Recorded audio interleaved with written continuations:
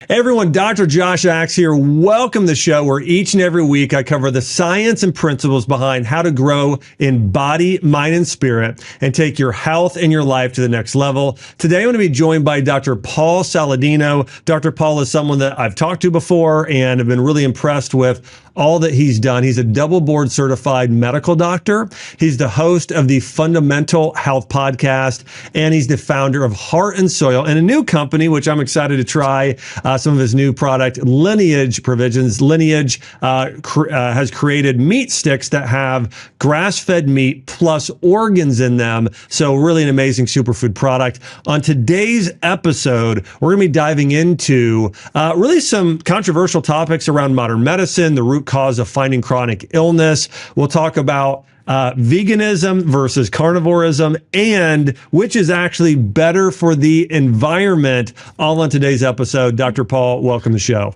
Thanks for having me on. It's good to see you again.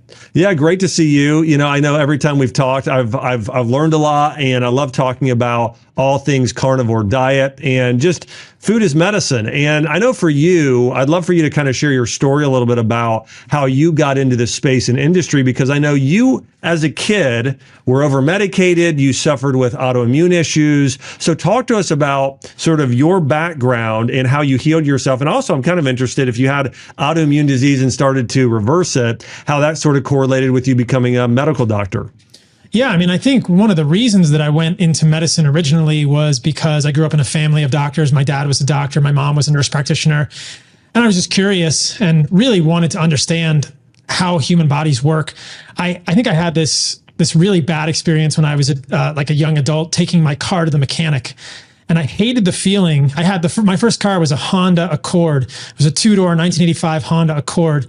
My dad drove it, and then he gave it to me when it was, kind of on its last legs. But I got a car as a teenager. And I remember it started to break down, and I hated the feeling of bringing a car to the mechanic and not understanding how to fix it myself. You're kind of you're at somebody else's mercy. The mechanic knows how to fix it. Maybe they'll do it right. Maybe they're honest. You hope. Maybe they get the right problem. Maybe they don't. Maybe the car drives better. Maybe it's back in the shop in a month or a week. And that feeling to me was powerlessness. And I didn't like that. And I thought the same way about my body.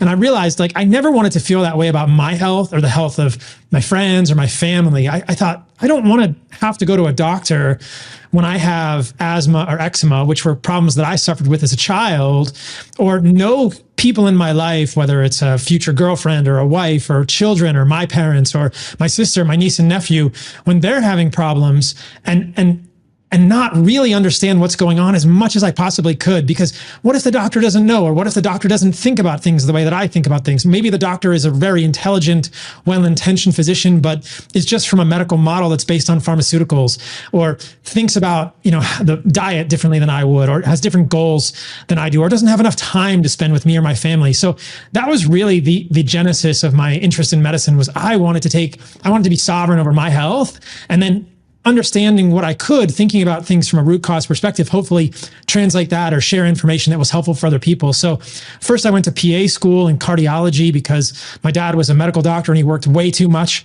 And I thought, I never want to work that much. I never want to overwork. And then once I started working as a PA, a physician assistant in cardiology, I quickly realized that I was kind of just in a system that I didn't have a lot of ability to really change, because I was below the physician and kind of had to do what they said.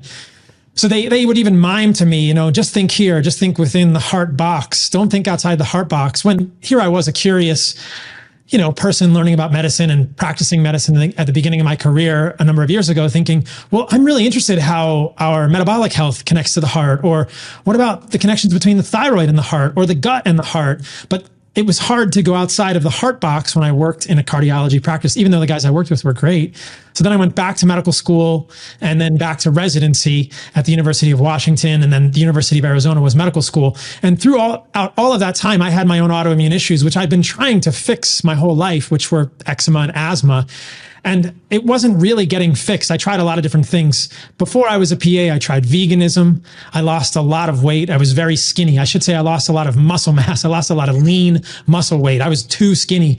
Right now I weigh about 167 pounds. I'm 5'9", and I'm pretty lean. I'm about 10, 11% body fat. But when I was a vegan, I got down to 145 pounds. So probably 20 pounds of lean muscle mass lighter because I just couldn't sustain the muscle on a vegan diet. I was also running a lot at the time.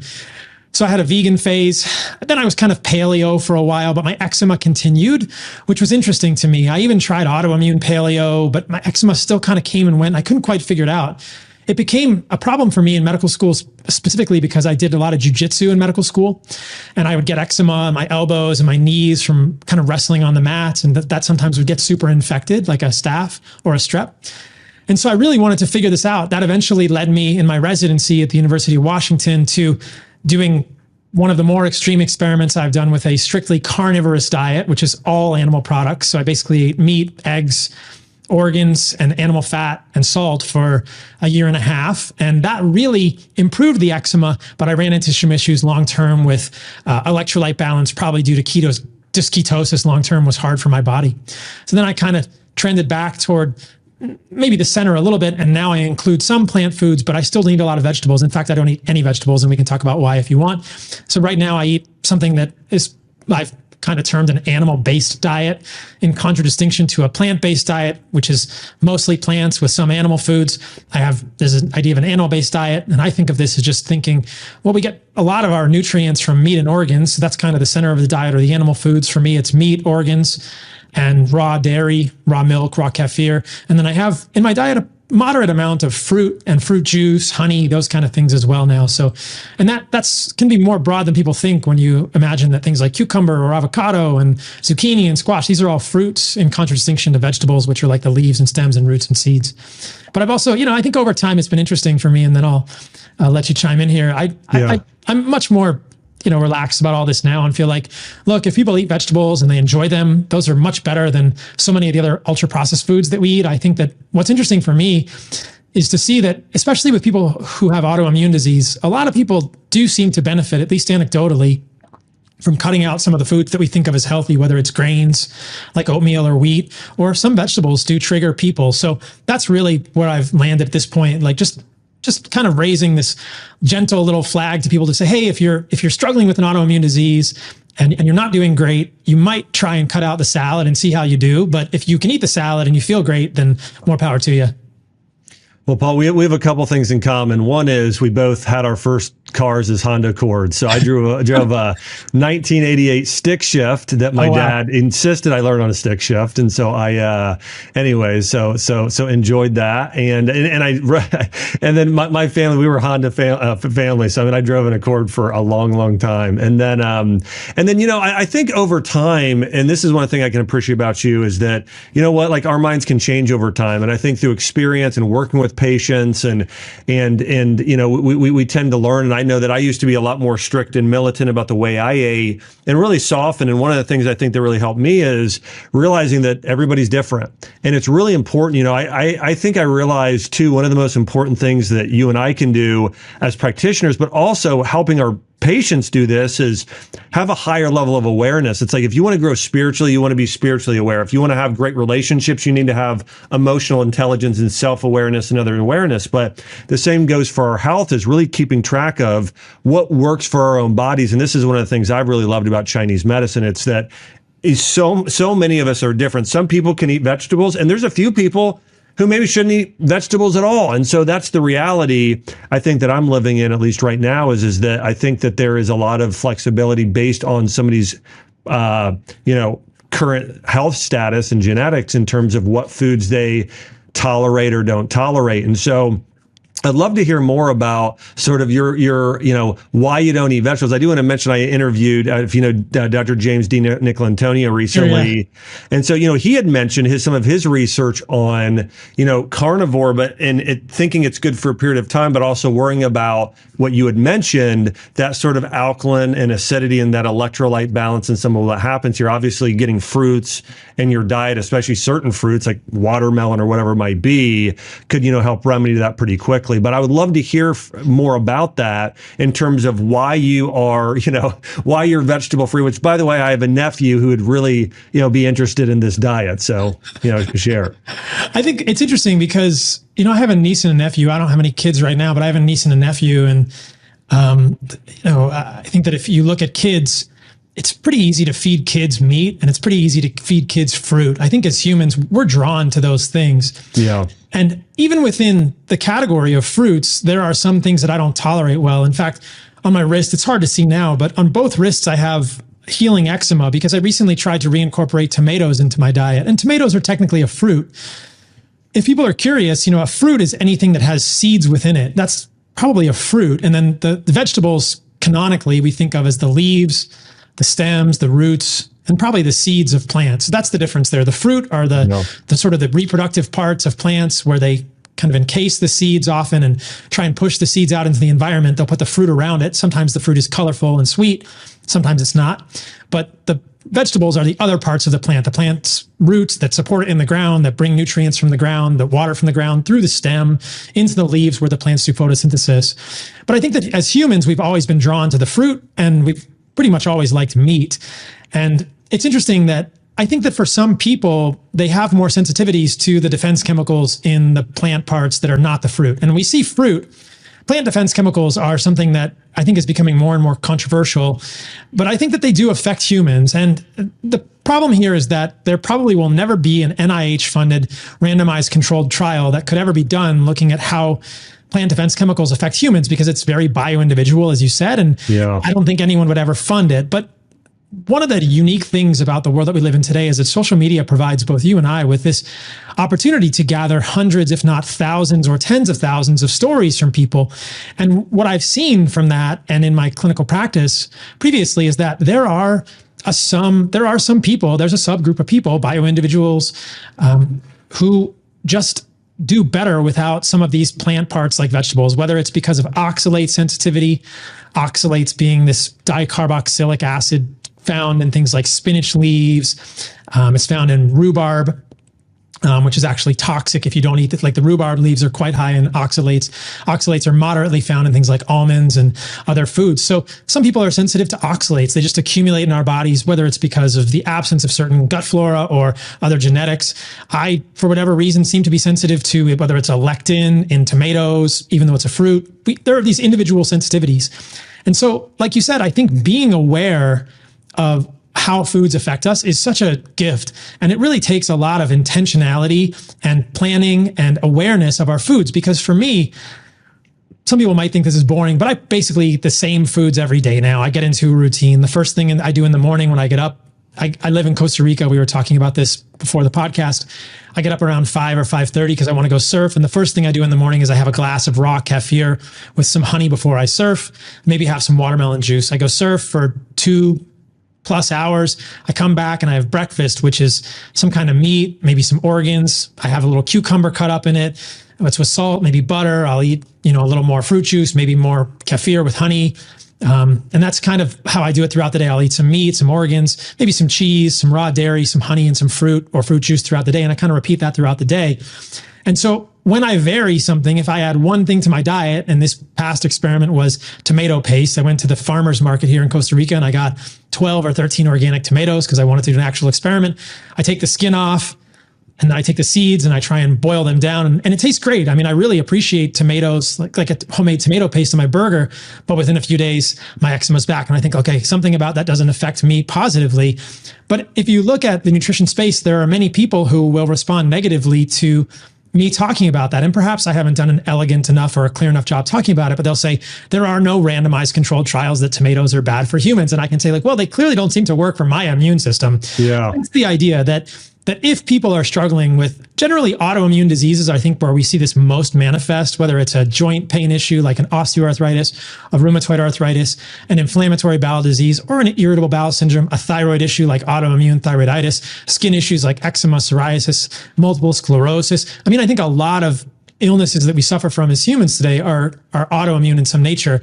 I think that there is this sort of curiosity that I've talked about throughout the time that I've been on social media around do some people benefit from cutting out some of these foods? And that's really why I do it, that I think some people are more sensitive to those. Now, I'll just say this and then I'll pause.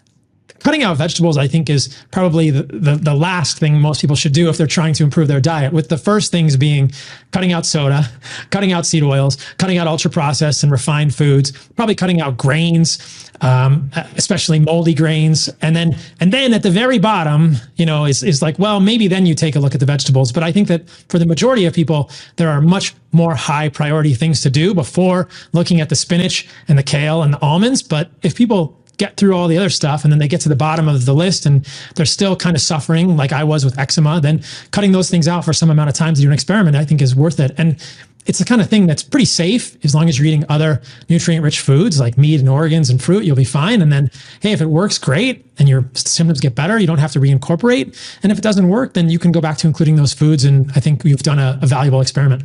Yeah, I love it. Well, again, I think you've done a great job in educating people. In fact, if anyone's not following you on Instagram, they should be. You do. I love when you go around and you hold up certain foods and you educate on them or the side effects of certain things people should be staying away from. And so I think, again, you've done a great job as a medical doctor and educator, helping people get healthy. And again, in this conversation, compared to I interview a lot of people, sometimes people get very ideological, right? On no, this is the way. It's only keto or it's only this. I was interviewing someone recently. We both know Dave Asprey. He's like, raspberries are bad. And and I really think he meant for everybody. And I thought, well, I love raspberries and I actually thrive on them. But, but I do think, again, things can be very bio individual, as you're saying. So no, I appreciate your softness, because I think, if I were to go and interview some of the most well-known people in our space, it could be, again, yourself, Dr. Mark Hyman, Will Cole, Vani Hari. I mean, there's all kinds of people, right? Asprey, there's a lot. It's, I think all of us have a little bit of a different perspective today than we did 10 years ago, right? I think we're continually learning. And so anyway, so I appreciate what you're sharing. One of the things that I've been thinking about recently, and I'd love to get your take on this, is that, in Chinese medicine, they really, one of the things that we'll talk about is sort of, yin versus yang foods, right? So these yang foods will be very, it's going to be organ meats, meat, things that create, they're anabolic in nature. Okay. So they're going to help us grow and develop things, versus foods that are very yin are going to be the watermelon, the cucumber, a lot of things, those are very yin. Kefir is actually as well. These are very yin foods. And so they really help balance each other out. And yin are better for being catabolic and breaking down certain things. For instance, eliminating things like senescent cells, right? Those zombie cells. And so it's very good for that and helping balance each other out. But, I see all these studies now on longevity and people talking a lot about longevity, about things like mTOR. So you've got David Sinclair and some other people saying, well, you shouldn't eat meat at all or do low protein. But I think this all goes back to the individual. Well, does this person need to be more anabolic or catabolic? And ideally, people are really operating at a high level of both if your body is healthy. But I know I'm sharing a lot of thoughts here, but any thoughts on that? Because I've seen a lot of these longevity people, and again, a lot of them are in this vegan camp, which it's low protein, low meat, that's longevity. But I also don't think they realize what they're talking about in certain regards when it comes to the side effects of low protein. So any thoughts on that? Yeah, that's something I've been thinking about a lot recently. In fact, I just started writing another book about this exact topic. When you look, and this was fascinating to me, and it was really one of the things that spurred me to write this book or begin writing it. When you look across species, humans, dogs, and mice, the individuals within a species, the individuals that live the longest have the highest metabolic rates. So that's something to consider. And then also we know that kind of flies in the face of using caloric restriction or overusing fasting, because there are people in the longevity space who will boast about their body temperature of 96.6 degrees. Well, the human body is supposed to be about 98.6. Obviously, there's some bioindividuality there. But when you have a body temperature that's 2 degrees lower Fahrenheit than, quote, a normal body temperature, you know that your body is not having a high basal metabolic rate. And that, to me, is just not considering all of the research or considering all of this incorrectly. So I don't think that caloric restriction actually leads to a net longevity benefit. We can talk about why it may be beneficial in some regards, which actually loops back into seed oils. But I think that too much fasting, it turns down your basal metabolic rate. We know that we want the thyroid to work well.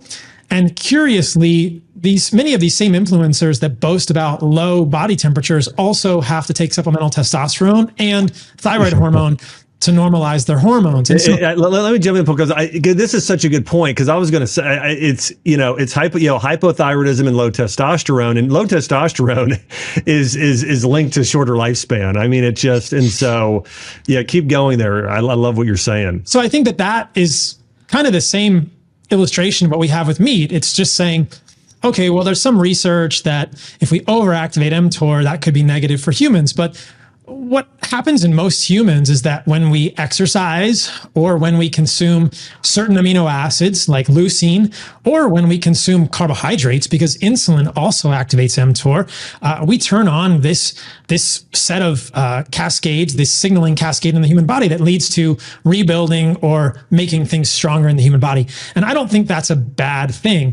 Overactivation of mTOR is different than simply activating mTOR. This is, I think, the problem with the longevity space is they conflate a lot of these ideas. And you mentioned this. We know pretty clearly that frailty is a huge risk factor for shortening your life. And so lower protein diets, limiting leucine, limiting methionine, limiting amino acids that are prevalent in animal foods in favor of plant proteins it very often leads to frailty. And people in the plant-based community will argue, no, you can get those amino acids in plants, but the whole point here is to limit those amino acids. So you limit mTOR. And this doesn't make sense. It's just, we humans cycle mTOR on and off. Obviously, this is an oversimplification, but we are going to cycle this cascade on and off when we're eating and not eating. We all have a fasting window built into our day when we sleep. There are some of us that will get up in the middle of the night and eat, but that's probably not a great health behavior for many people.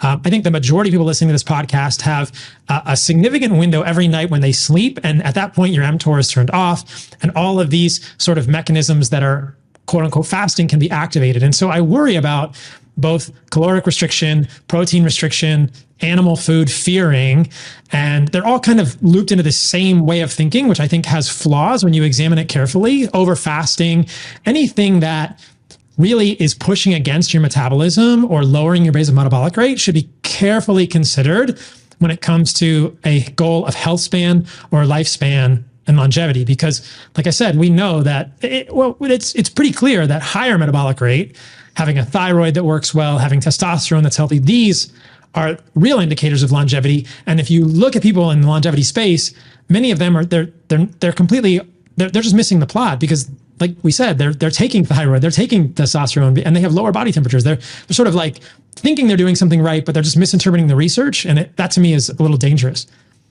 Yeah, exactly. Yeah, I absolutely agree. I think that, one of the things I think I'm very aware of now as well, they'll talk about, methionine being this big issue. Of course, methionine is important for so many functions in the body, but also I think a lot of it comes down to balance. One of the things I really admire, and I think you're spot on when it comes to when you're sharing about what your diet is, that most people do not incorporate at all today, is you're consuming sort of this nose to tail diet, right? You're getting muscle building proteins from muscle meat, you're getting organ meats, and you're getting broth. And when you think about what our body is made up of, right, it's going to be predominantly the proteins are going to be muscle building, 60 to 70%, but that other 30 to 40%, those are going to be collagen. Those are going to be these unique peptides that some of them are only found in organ meats. One of the things that's so popular today, right, is peptide therapy. When you look at whether BPC 157 or TB 500 or a lot of these peptides, people are paying sometimes thousands of dollars for their hormonal balance. Well, when you're eating duodenum or the stomach, like you eat in terms terms of getting some of these organ meats, you're getting BPC 157 in that form in your diet. My point is that I think that there's a balance that should happen in the body, just like there should be an omega-3 to omega-6 balance. You mentioned these seed oils earlier, which is causing so many people to be inflamed, somewhere that 1:25 ratio when it should be closer to a 1:1 or 1:4. I think the same thing should be happening in the body with a balance of amino acids like methionine and glycine. There should be sort of this balance there, and that's going to allow our bodies to function at a better level, and maybe even dampen some of those, if there are side effects at all that some of those people are talking about. Talk to us a little bit about, I think a lot of people, Paul, are turned off by organ meats, right? If anybody's tasted liver for the first time, most of us have not developed our palates enough. They're not sophisticated enough to like organ meats. They're very bitter in most cases. That's not a flavor that most people are attuned to. How have you gone about getting organ meats into your diet, flavors, any recipes, ideas? Why do you think organ meats and broth and some of these other things, even outside of animal muscle meat, is important to incorporate in our diet? Well, you said it. I mean, there are unique nutrients in the organs. It's kind of like, this is probably a misused metaphor. It's like the peanut butter and the jelly, right? It's just better together. Yeah. Nutritionally speaking, if you look at muscle meat, now muscle is an organ, but it's just one organ. I think we go to the grocery store and we look at the meat counter and we're looking at one organ. We're looking at ground muscle meat. We're looking at a New York strip steak. We're looking at a ribeye. We're looking at a filet mignon, and we're looking at a skirt steak. And it's all the same organ, right? It's all muscle meat.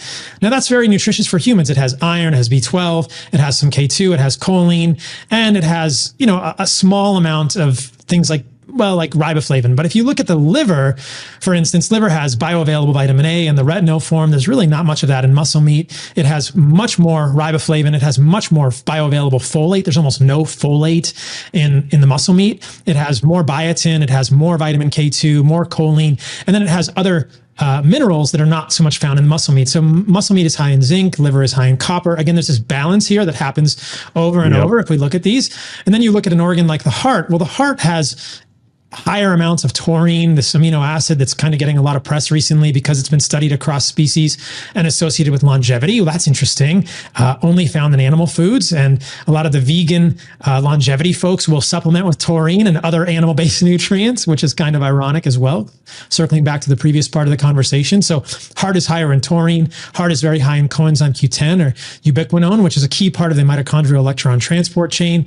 And so there's, and the heart and the liver, and also, like you said, the pancreas, you could pick any organ, unique peptides. We're really just scratching the surface of what we know about nutrition in these organs. There's so much nutritional dark matter. You look at the universe. So we switch to sort of a telescopic view of the outside of our lives at night, looking at the stars. There's so much dark matter. There's so many things we don't even understand in the universe, stars and things that we can't see. And then we applied the same term to our gut because 60% of the species in our gut are dark matter. We don't even know what's in our gut. Yeah. We could apply the same term to the nutrients found in a piece of liver and also a piece of muscle meat. There's this great database I found out about recently. It's called foodb.ca. I think it's a Canadian database. And if you look in foodb.ca and you look at a piece of garlic, garlic has over 4,000 components. And that's incredible. It's such a complicated food. We want to try and take a multivitamin, I used to go to CVS, or when I was in college, I would get a multivitamin. Maybe there's 40 things in the multivitamin. A piece of garlic has 4,000 different components. It's crazy. A piece of meat, 42,000 components.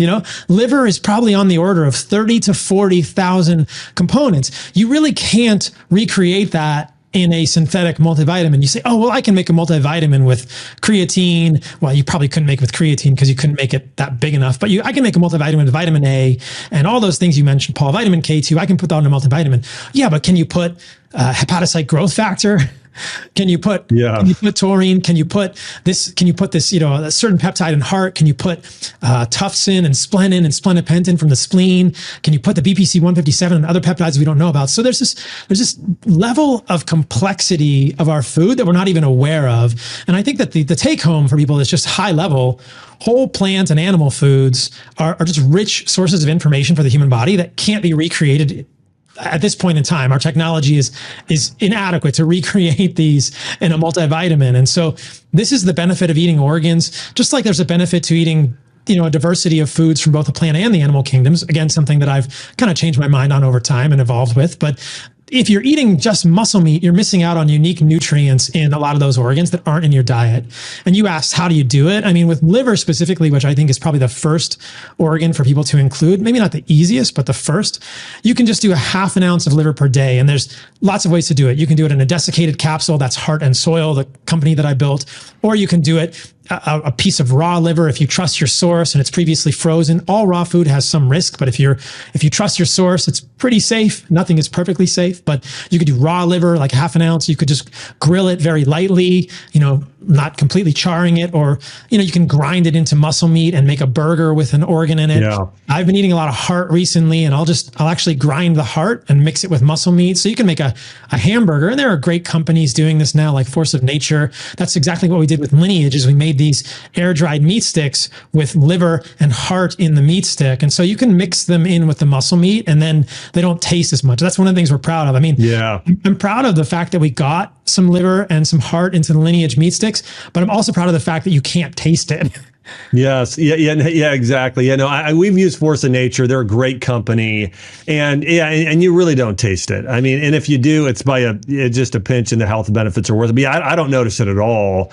And of course, there's loads of benefits there. Yeah. And you mentioned it is astounding and amazing that you've got, as you mentioned, 4,000 or 42,000 compounds in these foods, whether it be meat or plants, that you're not getting in these other foods. And this is why, remember, supplements are for supplementing a healthy diet. And if you do use supplements, I know Paul and I have both founded supplement companies, and both of us have a big focus on just putting food in our supplements. It's like our supplements, they're food that we get in a capsule. So like, for instance, Paul here, so you don't have to taste, the liver in the capsule. So anyways, yeah, these are great. These are great points.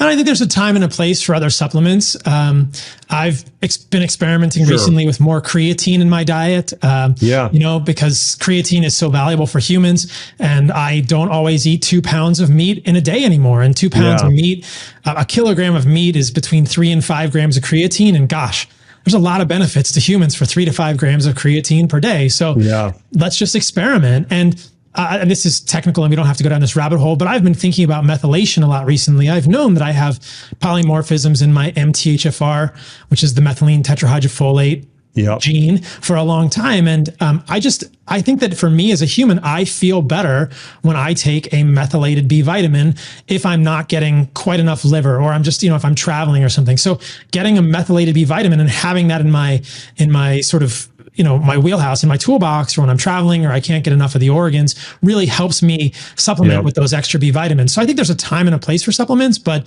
the idea that you can recreate what is present in whole animal and plant foods with a multivitamin that you get at a grocery store that's quote unquote synthetic, is fraught with problems.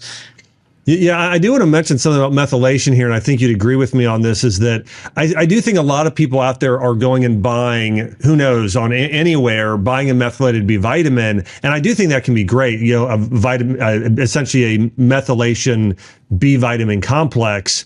But I do also want to say, I think there's even greater benefits if you're taking an organ, like a multi-organ supplement, because there are so many nutrients, as you know, in organs that help with methylation. I mean, methylation is more than B vitamin. So I do see a lot of these methylated supplements out there that have a few of those things in there. Of course, they have methylated folate and B12 and some others. But I do think taking that multi-organ supplement plus, that would benefit a lot of people who are concerned with methylation. I totally agree. Yeah. I think start with the food, and I kind of use it sparingly when I don't have access to the organs as much as I normally do. The other thing to point out there that people may not be aware of is that there are forms of the vitamins. One of the things that's nice about methylated quote unquote B vitamin supplements is those are usually the bioavailable forms, the forms that our body makes these B vitamins. And the same can be applied to other forms of these vitamins that can end up vitamins and minerals that end up in multivitamins, quote unquote, they're not always the form that the body uses. Folic acid is a big problem. And I don't think enough people are talking about this, that there is an enzyme in the human body called dihydrofolate reductase. And there's some good evidence that dihydrofolate reductase is pretty much tapped out if you're taking more than 226 micrograms of folic acid, I think is the study, what the result of the study. And most prenatals on the market, 98% have folic acid. Most wheat and grains are fortified with folic acid. Folic acid is a form of folate that doesn't occur in nature. It's all, either dihydrofolate or tetrahydrofolate in nature. And so your body has to do work to turn folic acid into the first forms of folate that your body is expecting. And then if the enzyme is saturated and it can't metabolize the folic acid, you end up with unmetabolized folic acid in the human body. And I think this area still needs more research, but the concern is that unmetabolized folic acid could potentially block folate receptors and other things in the human body. So the take home for me is we should not be eating food that is fortified with folic acid, and we should not be taking supplements that contain folic acid. The same could be true of B12 in the cyanocobalamin form.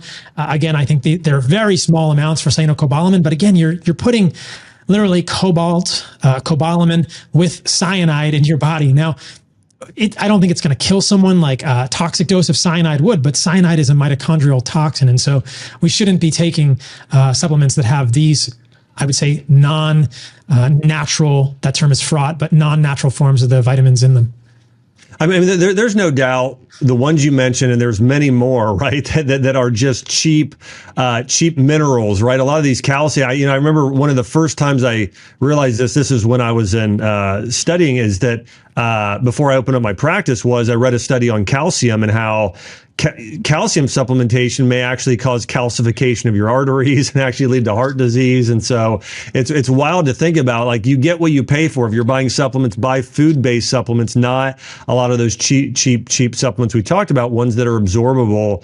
I agree, Paul. I'd like to switch gears. I wanted to mention one of the things I heard you communicate on once, and I thought you did a fantastic job of, is why I'm trying to think of how to word this, but basically is like the difference between if we lived in an all vegan society or an omnivore society, what is better for the climate and the environment? And Jordan Rubin and I own 4,000 acres of certified organic land where we raise a lot of animals. We raise zebu, we raise water buffalo, we have yaks, we have a lot of different animals.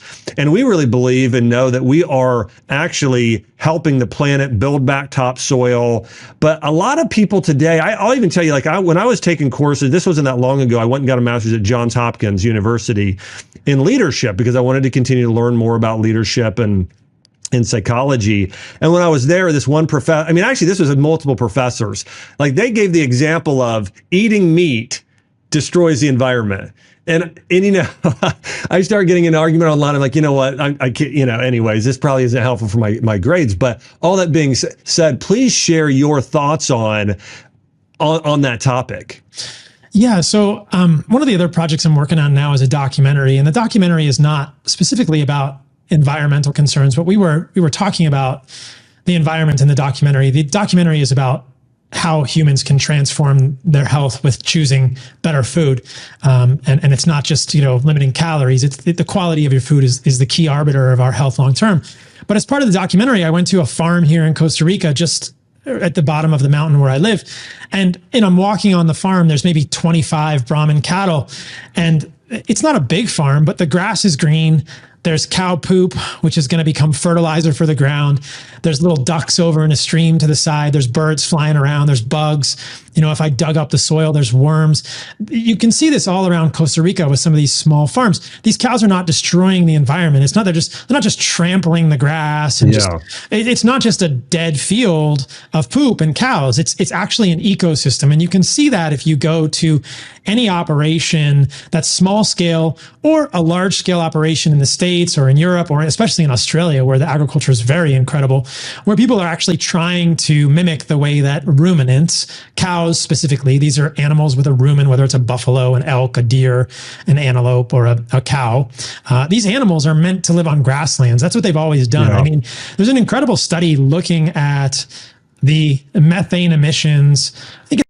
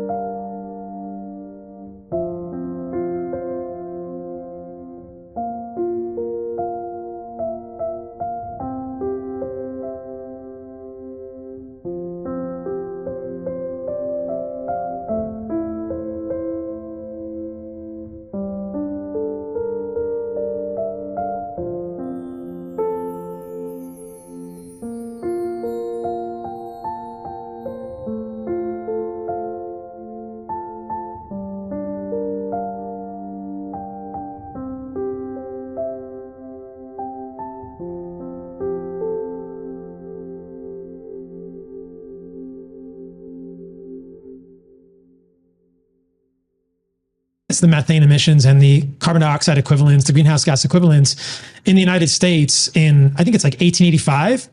And it's fascinating because there were millions and millions of buffalo in the American West. And in 1885 or even 1865, perhaps, I have to get the year. I can send you the study. Yeah. And the amount of methane and greenhouse gases was about 85% of what it is now. I think people don't understand that there were millions and millions of the close cousin of cows, buffalo, in the American West before they were killed out by settlers and Native Americans and overhunting. But what those animals did was not destroy the American West. They made some of the most fertile topsoil on the planet, which was then turned into monocrop agriculture, right? That's now the breadbasket of the United States. And now we have a problem. And then you enter into the Dust Bowl. So what happens is you have animals, millions and millions of animals producing almost the exact same amount of greenhouse gases that we have in the United States today, over 100 years ago, making incredibly fertile topsoil because they poop on the land, they pee on the land, their hooves push all that into the ground. In the ground is an ecosystem, a microbiome of bacteria that is eating this stuff and multiplying. The grass gets more nutrients from the roots, the grass becomes more nutrient rich, and the cows eat the grass and the cycle continues. And what you have is just a very rich ecosystem. And like you said, a topsoil that looks like coffee grounds. It's dark, it's full of nutrients. It's the kind of thing that it's just striking when you see it side by side with a monocrop soil. And then we can come in as humans and, for better or for worse, we can then plant agriculture, we can plant crops there and we can monocrop and we'll get a few harvests out of it that'll be very fertile. But if we don't put animals back on the land to regenerate all the nutrients that those plants are taking into one direction into themselves and we're pulling off the land, slowly the soil becomes less and less healthy. It becomes less and less nutrient dense because there's no longer a cycle. You're growing something and that something is not dying and going back into the soil. You're harvesting it and taking it to eat, and you're harvesting it and taking it to eat. And this is what monocrop agriculture looks like. I mean, there's a great photo that my friend Robbie from Force of Nature shared with me. And it was a photo of an organic farm that was monocrop on one side of the photo and an organic regenerative farm with cows on the other side. And the one side was like kind of a barren wasteland. Obviously, it had just been harvested. And the side with the cows was green grass. And so it's not the most fair comparison because even the organic monocrop agriculture will look green when before it's harvested. But what's happening is that after you harvest it, it's down to dirt. And cows raised on grass will never have that grass. It'll never look like that organic monocrop farm. It'll never be barren. Yes, you can plant things on it again, but what you've done is take the nutrients from the soil, put them into the plants, and out it goes. And so I don't understand how plant-based advocates can want a world with no animals. I mean, that is the mission of some of these plant-based meat CEOs. They've stated it in no uncertain terms. Yeah. And that is a certain recipe for an apocalypse because the food system will completely collapse without the animals to put it back. And that's the whole reason that an NPK, a nitrogen phosphorus fertilizer, was developed, I think, around with the Haber process about 100 years ago, because we were just stripping the soil so bare and you couldn't grow as much on the soil because the animals were not on the soil putting the nutrients back. So the idea here is, number one, monocrop agriculture with plants, not great. Even if it's organic, it's not awesome because you have to put the nutrients back in. Yeah. Factory farming of cows, not awesome because then you're basically just feeding cows grains, which can be contaminated with glyphosate, pesticides, mold toxins, plastics, microplastics, PFAs, the list is long. But there are better ways to do both of those things. And especially, perhaps the most important point here is that there's a very good way to do animal agriculture, which can make the soil. And if you talk to these farmers, I mean, Will Harris at White Oak Pastures actually showed me 2 jars of soil. One was from his farm, dark coffee grounds. The other was from his neighbor's farm a few hundred yards away, a peanut farm. It looks like light chocolate milk. It wasn't that dark at all. And what he says is that he's a dirt farmer and he just has cows. And so that's really what you're doing is you're creating dirt. And dirt isn't super sexy, but dirt is what makes the world go round. If we don't have healthy dirt and fertile dirt, plants won't grow and the animals won't have anything to eat and we all die. And how do you get healthy, fertile dirt? You need the animals as part of the system. And again, just the last piece of that is the greenhouse gas piece. I want to reiterate the fact that the amount of greenhouse gases being produced by the ruminants in the United States is slightly more now, only slightly more now than it was over 150 years ago with the ruminants that were on our patch of land. So to suggests that the methane coming from ruminant animals is the problem in terms of a greenhouse gas total effect, is just really turning a massive blind eye to transportation industry, electricity generation, which are the huge generators of greenhouse gases. And when you have a cow, it's producing methane, but the methane is a burp. It goes into the atmosphere, it becomes CO2. And then that CO2 is inhaled by plants. That's plants, quote, oxygen. That's what plants breathe in. So it's this incredible cycle. Like none of that carbon, whether it's carbon in a methane, which is CH4, it's carbon in methane or carbon in CO2. None of that carbon is new carbon. It's carbon that's been circulating in the environment for millions and millions of years. And that's not new. But when we go into the ground and we take coal and we burn the coal, that carbon was kind of sequestered in the bedrock of the earth, and we're burning it. That's new carbon being released into the atmosphere. And those are very different things in terms of how we should be looking at them if we are concerned about greenhouse gases. One of them is carbon cycling as part of a healthy ecosystem that feeds us all and allows us to become healthy humans. The other is new carbon being burned, but it's kind of the same playbook, right? It's like, look over here at the cows. Don't look at don't look at airplanes and cars and electricity. And those are not easy problems to solve, but don't look at these things. Let's just blame the cows, and we can get people feeling like they're doing something when in fact they're just kind of pushing more and more people toward worse nutrition at the cost of, with the result of, I don't think any real net environmental benefit. Yeah, don't look at Bill Gates on his, private jet flying around. So I saw him in I think the founder of Beyond Burger. I did an episode on this recently in terms of saying our goal is to go 100% meat free, like for the agendas of some of these people are crazy in terms of, and it also puts people, the average people like you and I really all Americans all over the world in a position of, we have less control, they have more control. I mean, when someone else controls your food supply, I mean, that's a pretty big deal. Yeah. Scary thing. I mean, people have talked about the fact that Bill Gates has bought up so much farmland. He's not raising cattle on that. Yes, exactly. It's scary stuff. It's scary stuff. But yeah, I agree. I think that, I think humans, I have faith in humanity, and I think humans would rebel if people really tried to take away meat. I think most of us know in the deepest regions of our brains and our bodies that this is critical food for us as humans. Yeah. And that would be, the beginning of a civil war or a rebellion if people tried to take it away. But I hope it doesn't get to that point even. Yeah, of course. Yeah, same here. I want to go back to some of these nutritional components here, some that we'd kind of touched on just a few minutes ago. One of them being, you had mentioned, you're more vegetable free right now for the most part. You're doing fruit. Explain again, why did you add fruit back in? Because for a while you were full carnivore. Why did you add back in fruit and any other foods that you added in that aren't fruits? And why did you do that? Yeah, thanks for circling back to this. You mentioned James DiNicolantonio, and he did raise a good point with you about the pH of the body. Now, this is a little misleading because you know this, but it's a little complicated. The pH of the human body is tightly regulated. Yeah. The blood pH doesn't change much, but you can see the pH of the urine change significantly based on what you were eating. When I was eating only meat, the pH of my urine was often less than 5. And a lower pH means more acidic. A higher pH, especially above 7, means you're trending toward alkaline. And now that I have fruit, the pH of my urine is 8 or something.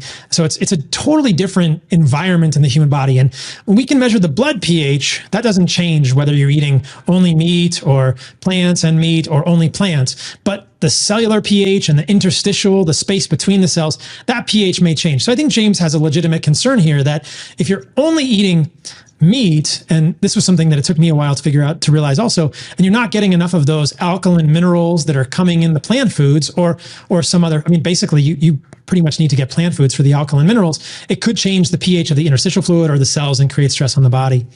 Specifically for me, probably in connection with that, but more in connection with the electrolytes, things like sodium, potassium, chloride, calcium, magnesium, was that long-term keto for me, and this may be an individual thing, but I think this is pretty foundational to human physiology, led to pretty severe electrolyte deficiencies. I had heart palpitations at night. I had racing heartbeat. I had, at one point, a little bit of swelling in my feet, which would come and go. I had muscle cramps when I would go climbing and like try and tense my calf muscles. I would actually get muscle cramps in the morning when I would wake up, and you try and just stretch and your whole calf cramps. My testosterone went down. So right now, my total testosterone is around 800. I don't do any hormones or no drugs, no TRT. But when I was on strict carnivore, it was the lowest it went, I think, was 495 nanograms per deciliter. And the sex hormone binding globulin went way up. So my free testosterone went down. My thyroid hormone panel starts to change, where the TSH doesn't change much, but you see the free T3 and the free T4 go down significantly. So you started to see a lot of changes in the hormones with long-term keto for me. I always felt a little cold. And again, I didn't understand this at the time, but my body temperature was lower than normal. I would measure and my body temperature was never 98.6 on long-term keto. Again, I did this for about a year and a half. And like I said, it significantly improved my eczema and autoimmune disease. Yeah. I know there's a lot of people who do strict carnivore who find benefits, but I've also met a lot of people since I've been speaking about this who ran into problems and felt better when they added some source of carbohydrates back. And the issue is that though insulin as a hormone gets demonized, I think it's a very valuable, essential part of human physiology, of course. And one of the roles of insulin is to signal to the kidneys to hold on to these electrolytes. It holds on to sodium. And then once you hold on to sodium, everything else kind of falls in line, whether it's potassium, chloride, magnesium, et cetera, calcium. But if you don't get enough insulin signaling to the kidneys, we just waste these minerals. We waste these quote electrolytes. And this is a problem, I think, for all sorts of people who have insulin's too low. It's one of the reasons that a type 1 diabetic needs to use insulin. But some of the people doing these ketogenic diets, they really, really get very little insulin. Protein is insulinogenic, but not as much as carbohydrates are. And so I think that a lot of people doing this don't get enough insulin. And you see people in the ketogenic community who I think are well-intentioned, but they have to do 15, 20 grams of salt per day. And even that doesn't fully replenish what they're missing and losing. And so you just see these like crazy electrolyte, you have to do so much effort with your electrolytes. At times I tried to supplement potassium, which is a very bad idea. It can be problematic you can get too much potassium. Oral potassium would be harder, but I think you probably could make yourself sick with even oral potassium. And so I couldn't figure it out. And then eventually I realized, this is just long-term keto isn't working for me. Again, it's one of these moments in my life that was humbling and also enlightening for me at the same time. Adding carbohydrates back, I thought, what will I do for carbohydrates? And, the options for carbohydrates for humans are basically grains. So you have wheat, oats, barley, rye. You have tubers, sweet potato, white potato, these kind of things. Maybe you have squash, which is basically a fruit. It's kind of a mix of glucose and fructose. It's not a starch. It definitely has more fructose than a tuber. And then you have fruit and fruit juice and honey or maple syrup. And when I looked at those, I thought, I just was kind of thinking in this plant toxin perspective. And I thought, well, let me start with fruit. It makes the most sense to me personally, evolutionarily. And I think it's going to have the fewest amount of toxins. And I felt the best when I was doing it. So that I added fruit and honey back to my diet and felt a lot better. It took a little time, actually, probably a few months for the electrolyte issues to kind of resolve. But over time, it definitely resolved. Now, I will say that for me, going from strict keto to adding fruit, I started with maybe 100 or 150 grams of carbohydrates a day. There was some adjustment there because when humans are strict ketogenic, there is a physiologic insulin resistance that develops. And so I think a lot of people who try to add fruit or honey or any carbohydrate back to their diet after they've been low carb get this. There's definitely a coming back online effect. There's a definite adjustment time that it takes for your body to make the enzymes necessary to use carbohydrates, whether it's glucose or fructose. So there is probably a lot of wisdom in doing that transition gently and gradually, but most people can adjust and do better long-term in terms of hormones, in terms of electrolytes, in terms of energy, libido, sleep. I see it so often now. And I think that I don't want to invalidate anybody's positive experience with keto or carnivore. I just kind of like with vegetables. I think that if if somebody's struggling with autoimmune disease and you want to try cutting out vegetables, great, it might help. If somebody is on a ketogenic diet and has found benefits, but is also having sleep issues, hormone issues, or electrolyte issues, consider adding back a source of carbohydrates gradually to see if those get better, and don't fear that. And with that conversation, we can have all this conversation if you want. People fear fructose, which I don't think is necessary. I think if you really look at the literature, fruit and honey are not bad for humans, although it's been hard to change people's mind on that. Yeah. And I just think anecdotally and probably clinically, my judgment is that grains are not the best source of carbohydrates for humans. Some people can do just fine with sourdough bread if it's a good wheat or like an einkorn or something, or and maybe people go to Italy and they eat the pasta and they feel fine. But most people that I know and myself, when I do grains, I don't feel great, and I don't feel as good on tubers as I do on fruit. But I think that there's room in there for people to navigate what source of carbohydrates they choose to reincorporate in their diet. Just know that I think some things are easier. And one of the things that I've started talking about more in the last few years is don't fear fruit.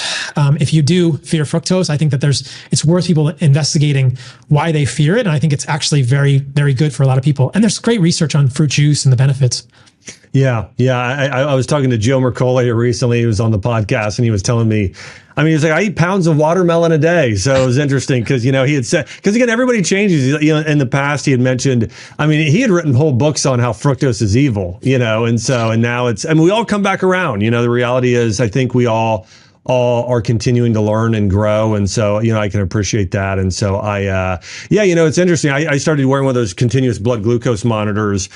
And I do say, I do think for a lot of people, if you're introducing new food, sometimes give your body a little time if you know that it's a good, real food. But, like I did really well with potatoes, and some of that is I'm wondering if like my heritage is very, it's I have a lot of Germans and Irish, and so maybe I tolerate it better. It's interesting when you look at studies on Japanese; they digest rice and seaweed better than we do in certain cases. So it's so much of it, as you mentioned early, can be bio-individual. One of the you go ahead. I wanted to just mention about fructose real quickly. If people fear fructose, just realize that most of the reasons that both Joe and I used to fear fructose is because we didn't really understand all of the literature. Almost all of the negative studies on fructose are done with isolated fructose. And when you feed humans or lab animals isolated fructose, it gets malabsorbed. It's not absorbed properly in the gut. Isolated fructose doesn't exist in nature. It's always paired with glucose in almost a 50-50 ratio most of the time. And that is part of the fructose transport into the gut. But unabsorbed fructose leads to overgrowth of bacteria. And then you end up with probably gram-negative overgrowth and lipopolysaccharide, increased amounts of endotoxin, which is just a synonym for lipopolysaccharide. So I think most fructose fearing is based on flawed design of the research. And then also the fact that mice and rats don't metabolize fructose in the same way that humans do. We know this very clearly, that they do much higher rates of de novo lipogenesis, which is the turning, the transformation of fructose into fat, than humans. Humans do that a very, very small degree. Most fructose we eat is transformed into lactate, it's transformed into glycogen and glucose.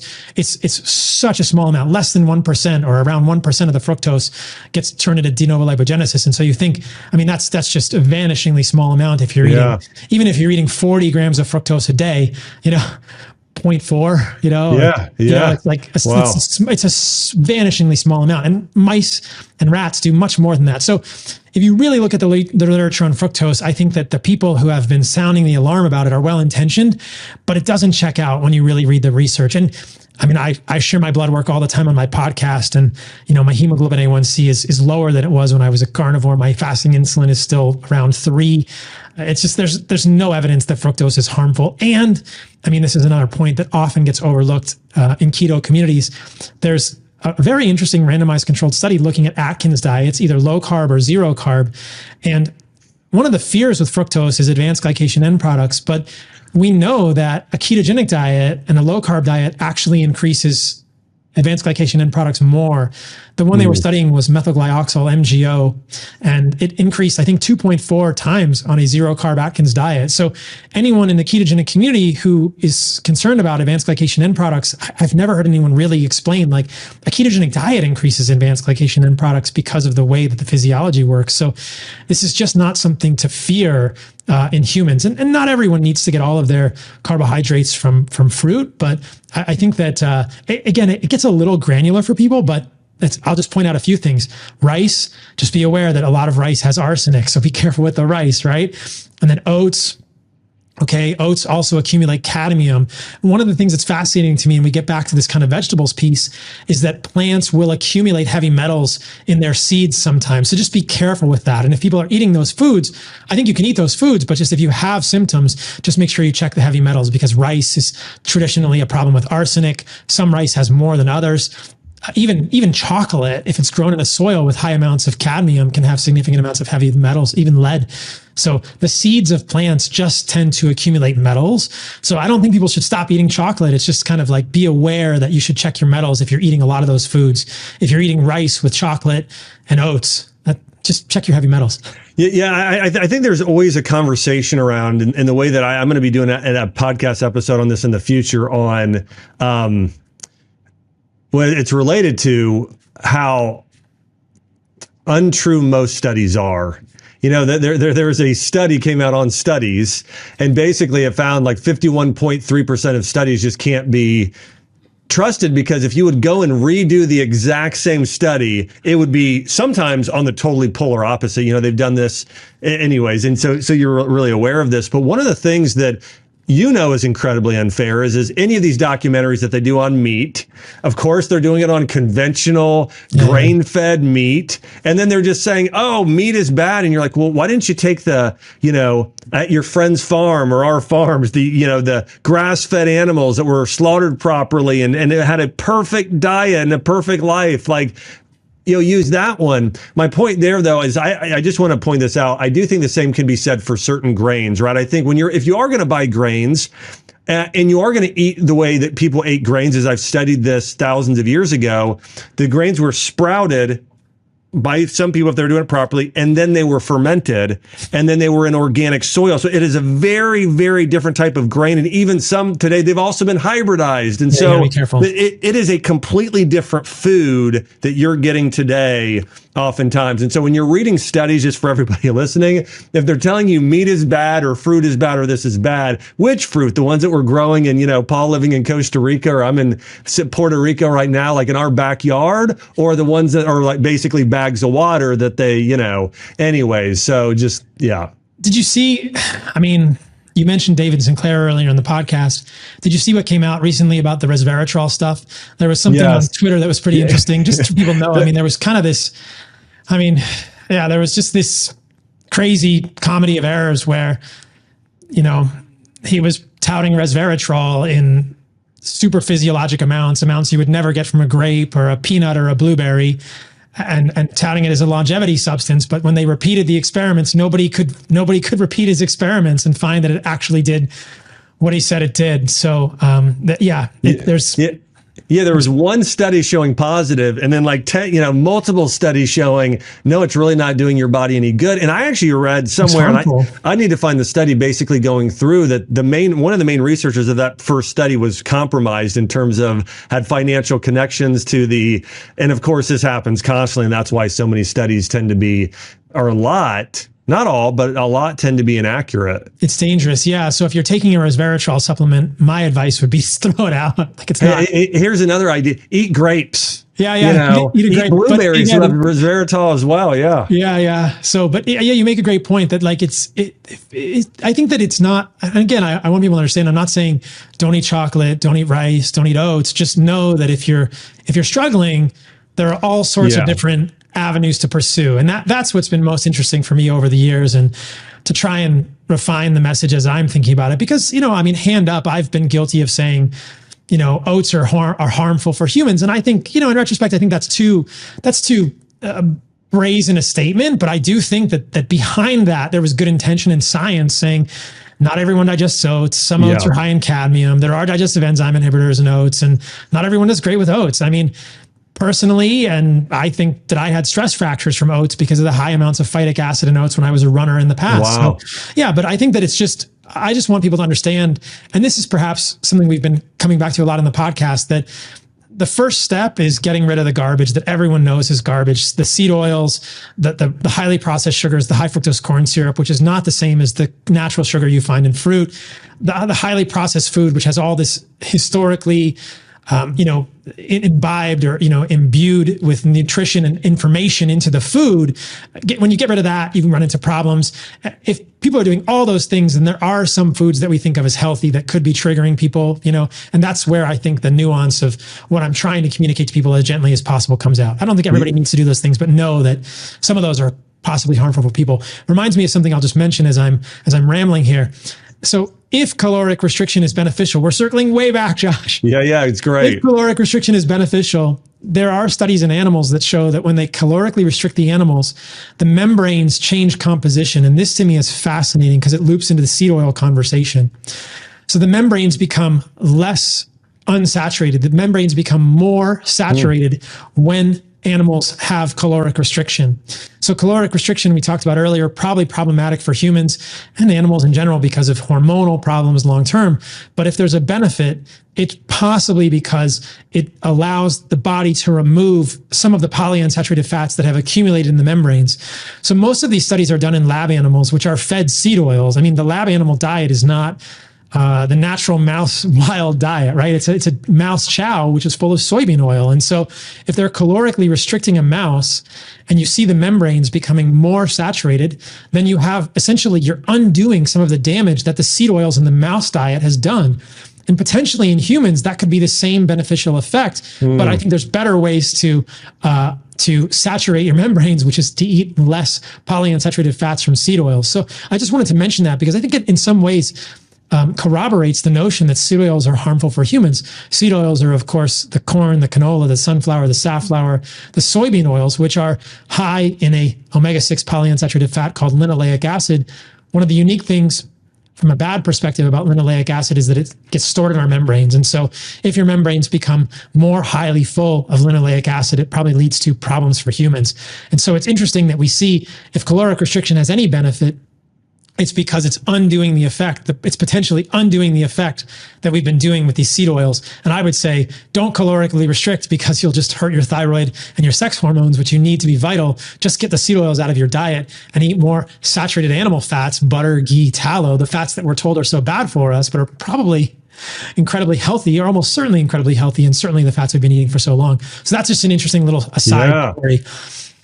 That's amazing. It's amazing. When it comes to fasting as well, I want to say my experience, and I've worked with thousands of patients on this and fasting, and to me, it is incredibly bio-individual, and I think that, and I think women tend to be even more sensitive than men. I think a lot of times due to hormone fluctuations and that sort of thing. But one of the things I was thinking about with fasting is that, like for me, by the way, I don't do like an 8-16 fast. I did for a year or two. And, when I was in my 20s, and it was, I did okay on it, but I found that, for myself, and I typically eat around 8 a.m. So maybe I get up, move, do a little bit, and then I'll eat around noon. I eat an early dinner around 5 typically. So I probably do have a smaller window than most people. But I look back even throughout history, a lot of fasting was done for religious purposes more than anything when you look historically. And I know that, a lot of, Jews would, oftentimes do fasting around religious festivals. So it wasn't every day. It was certain times of year. In the early Christian church, what they would do is typically fast oftentimes 1 day a week. And they would still eat dinner, but fast for a day or sometimes 2. But it was just this sort of seasonal or once or twice a week. And I think we're going to start seeing research. Like I want to compare it to this cold plunging. I see a lot of people doing these cold plunges every day. And I think there could be benefits for some people of cold plunging, but I don't think it's this every single person should cold plunge. Because I think if you in Chinese medicine, if you have a cold internal body temperature, where especially something like a thyroid issue, hypothyroid, and you're doing that constantly or a compromised immune system, you'd actually be better off with heat most of the time. My point is that when we're looking at hormesis and good stress, I think for some people's bodies, maybe cold plunging or a cold shower is okay, but it might be better once a week and not 7 days a week, and your body being able to adapt. So any thoughts on, Yeah. So fasting, you mentioned, I think there are benefits to fasting from the perspective of LPS, which I mentioned earlier. So LPS is lipid polysaccharide. Yeah. And gosh, you would be hard pressed to find anything there are not many things in the medical literature that look as problematic as LPS in the human body. It's basically just bacterial cell wall fragments that end up in our body. And man, they cause havoc. They cause a huge immune system activation. They cause inflammation. They cause all sorts of problems. I mean, you do not want high levels of lipopolysaccharide in your gut or in your body. And so one of the clear benefits of fasting is you're removing everything. Think about all the foods that we eat as humans. And I think a lot of people don't know which foods are really damaging their gut or irritating their gut. Again, this could be bio-individual, and it comes down to potentially some of the things that are in our food supply, especially in ultra-processed foods that often get overlooked. Like, is it carrageenan? What about xanthan gum? Do we really have enough research? What about these gums? Are these damaging our guts? Like, what about these additives or these dyes? Or, I mean, who knows what's happening? But we don't really understand what's going on at the microscopic level in our guts and what is really opening the gap junctions or potentially causing pathogenic subsets of bacteria to overgrow. And it's incredibly complex. Hopefully we'll understand it in the next few years with machine learning, or the next few decades perhaps. But what's very clear is that, and we've known this is something that you've been talking about for many, many years, like having an irritated gut is a very bad idea. We don't really understand all of it, but your microbiome has to be happy. We don't really know how the microbiome gets happy totally. And that's a separate podcast, but you don't want to piss off your microbiome. You don't want a lot of LPS. And so fasting is like, okay, there's nothing going in your gut. That's definitely going to benefit you and lower levels of LPS in your body. The problem is that humans have to eat. So you have to eat something. And we know that if you fast too long, all the same things happen. Sex hormones decline. And can I point out, in regards to the diet that you're currently on, I think that if you can't eat nothing, which you don't want to do because the problem, then you want to eat the foods that are the easiest to digest and assimilate. And what is that?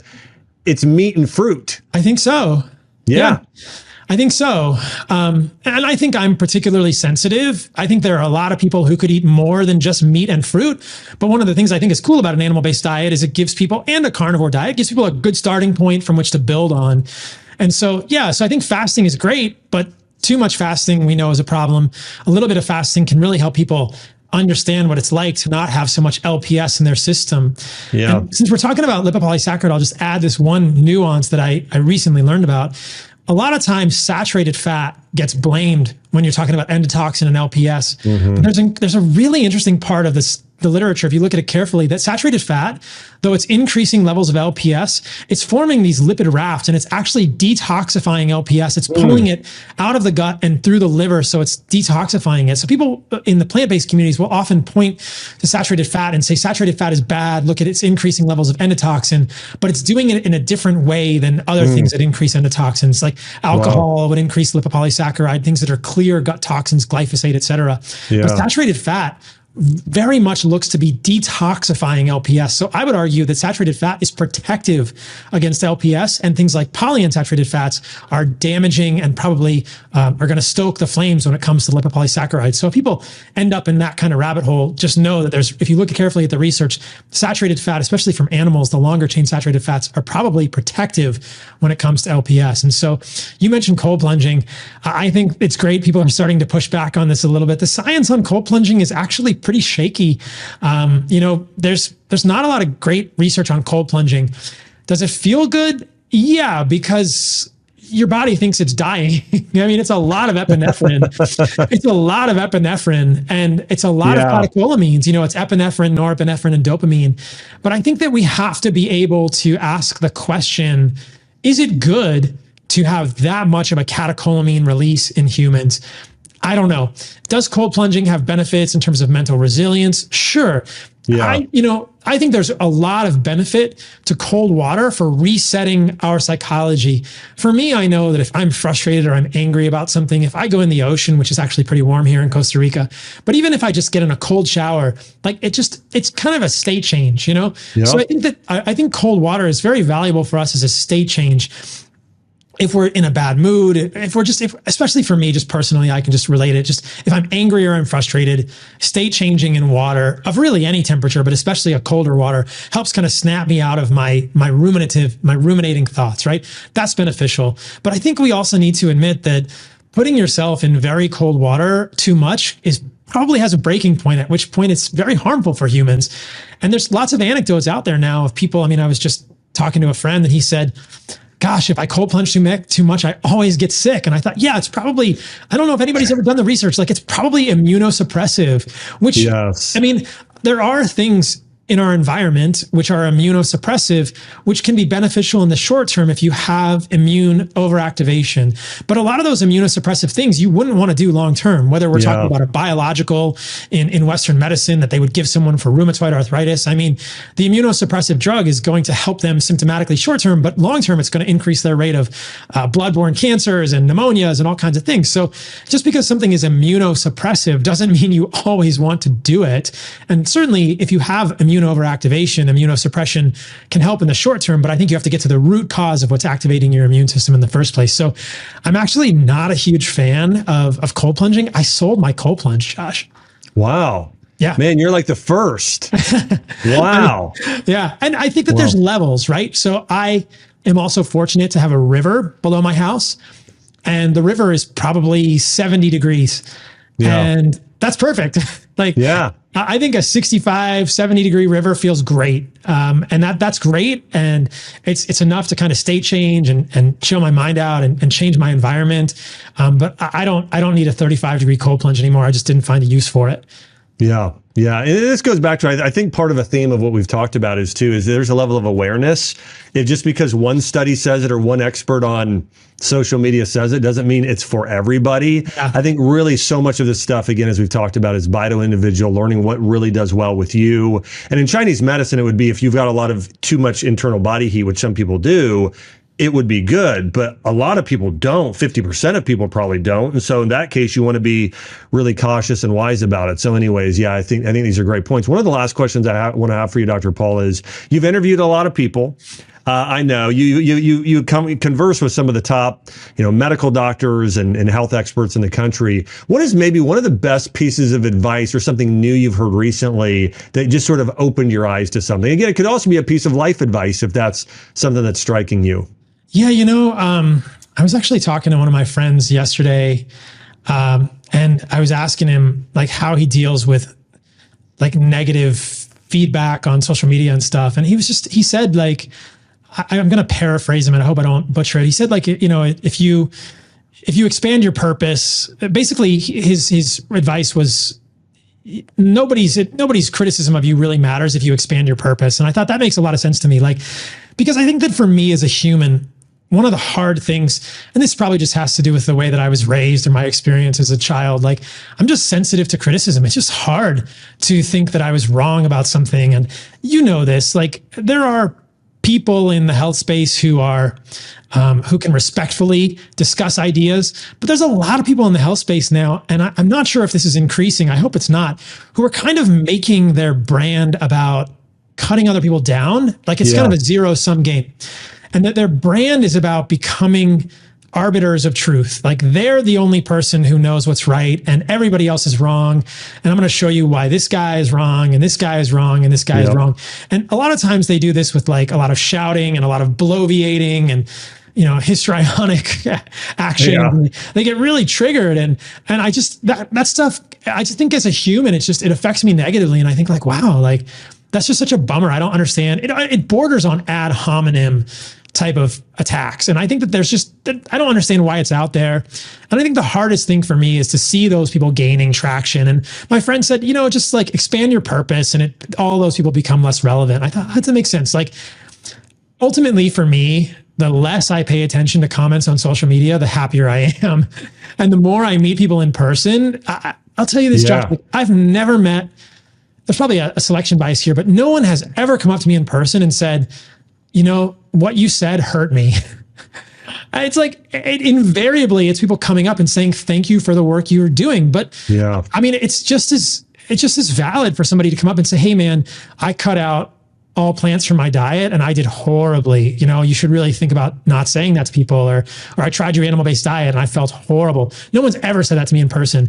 And I'm sure that there are people in the world, everybody's individual. It doesn't work for everyone. But I guess the point here is that I think for me and for all of us in the space, like it's just been interesting to remember, like the majority of people are gaining a lot from what we're doing and are really being helped by it. And so just not focusing on the negative, because that's the other thing I kind of realized, like it's always going to be there. Somebody is, and this is, maybe people listening to this are thinking, okay, I'm not in the health space, but realize that I heard Tim Ferriss say this, like 10 or 15% of people are just going to not like anything you do. Okay, great. Like I get it. If you're within that margin, like, okay, whether you're doing a presentation at school or in like the church group or what, I don't know. People are always going to disagree with you. I thought, that was just interesting advice. Like just focusing on my purpose, which is just to share ideas that I think will help some people. And if those ideas are unique, then even better. Sharing ideas in a way that I think is unique and maybe people aren't hearing these ideas from other sources, that feels meaningful to me, and just not focusing on the negative has been a struggle, but I think it's been a good effort for me. Yeah, it's good. I mean, that's good advice and good wisdom. I think about, the people that change the world, they're going to get more pushback. I mean, if not, you're not saying things that probably matter. And so, obviously, I mean, Martin Luther King Jr. was assassinated, John F. Kennedy, Jesus. I mean, there's a lot of people because when they were speaking truth. And so I mean, it is hard though. I think that, and I do think because we've become more politically divisive, I think that's, maybe that's part of it too. I think there's more taking sides now, and you're just on one side or the other. There's less people maybe in the middle than there's been. And so anyways, and of course it's much easier to say something mean to somebody when you're invisible, and versus to their face, yes. Yeah. I actually wish I could meet a lot of these detractors in person. I think we'd probably have really productive conversations, but I mean, the social media, the internet allows for so many people to consume our content in free ways. It's great, but it also, I think, brings out bad parts of us as humans where we say things about people in ways that we wouldn't if they were in the room. Yeah. Never. I mean, or maybe 10% of the 10% would. It'd be it'd be so much lower. Yeah. So, one of the things that you have done that some other people have done, but not a lot, you're a medical doctor who has reversed autoimmune disease.